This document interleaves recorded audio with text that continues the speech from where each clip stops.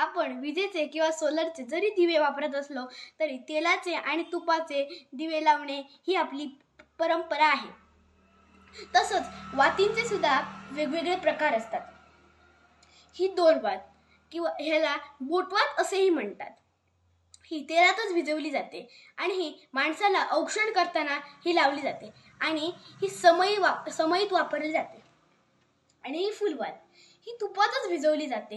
ही पूजा करताना, आरती करताना ही वापरली जाते. आता आपण फुलवात कशी भिजवायची ते बघूया. हे तूप गरम आहे. हे घरातलं साजूक तूप आहे.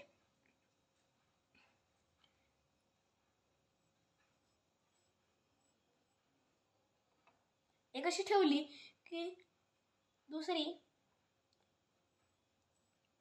दुसरीने हिचं जे टोक ओलं करायचं.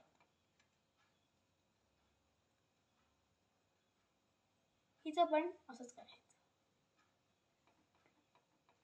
एक वात लावणं अशुभ मानलं जातं, म्हणून 2, 5, 7 अशाच वाती लावल्या जातात. असे तेलाचे आणि तुपाचे दिवे लावून देवाची पूजा केली की आपलं मन प्रसन्न होतं आणि घरातलं वातावरणही प्रसन्न होतं. धन्यवाद.